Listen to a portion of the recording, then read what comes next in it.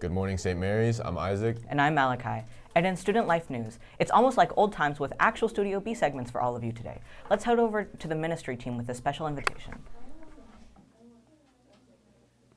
Hi Panthers, it's Sophia and Ashley from the ministry team.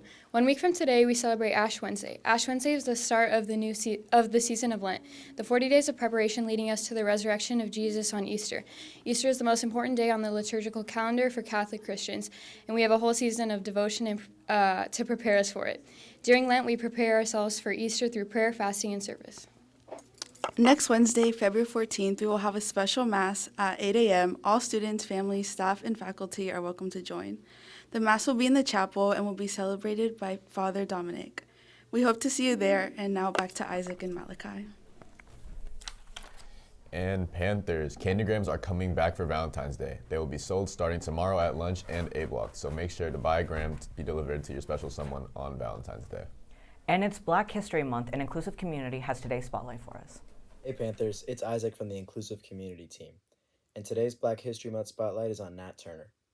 Nat Turner, born in 1800 in Virginia, was an enslaved American who led the only effective and sustained slave rebellion in United States history. Turner was born into a small plantation in a remote area of Virginia. He inherited a passion against slavery from his mother. He learned to read from his master's son and took religion very seriously.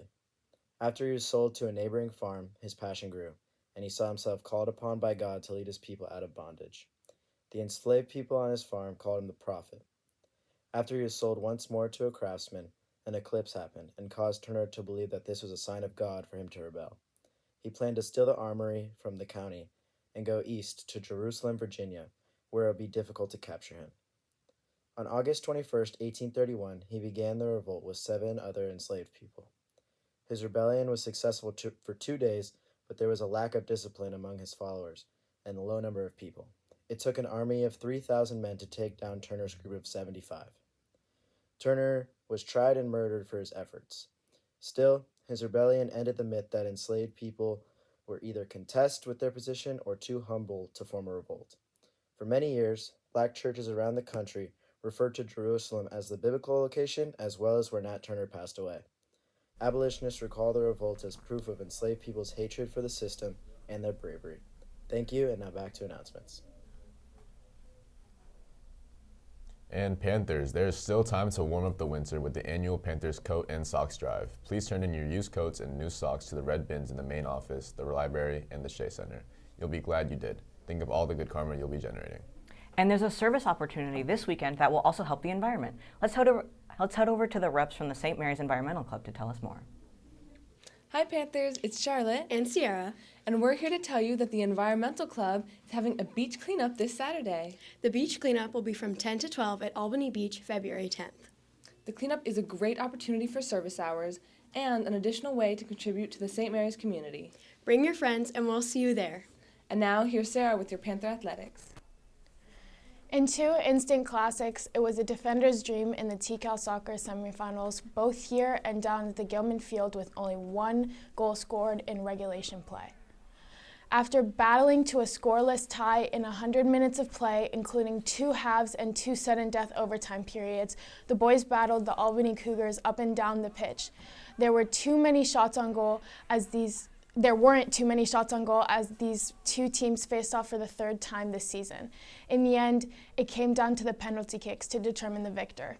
In the first 2 rounds, both teams capitalized on their kicks. Albany scored in round 3, and the Panthers were kept out of the goal on 3 consecutive kicks, losing 2-3.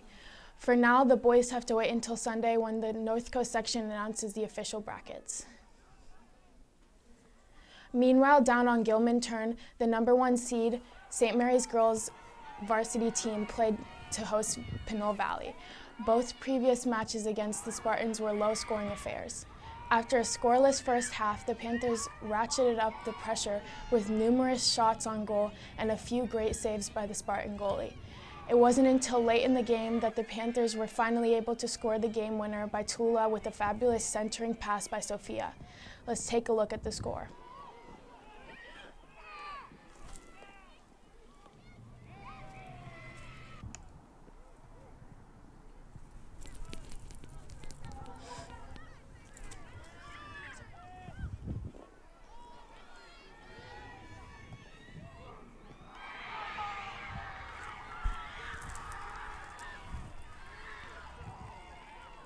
This was the 5th straight shutout for the Panthers as they advance to the TCAL Girls Championship game tomorrow afternoon right here at Brady Park as they play host to Albany.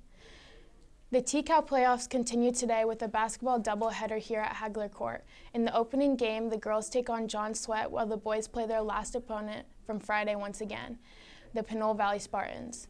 Remember, tickets are available on the front of the St. Mary's website. And now back to Isaac and Malachi for today's birthdays. Thanks, Sarah, and a very happy birthday today to Lucy Anderson. and Timothy Ham. Happy, happy birthday from all of us to you. We wish you happy birthday so we can party too. Hooray!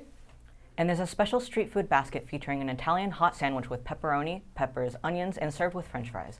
Also on the Shea Cafe menu are 2 taco bowl options, one with achiote chicken and the other with achiote oven-roasted vegetables. Enjoy! That's it for today. Have a great day, St. Mary's.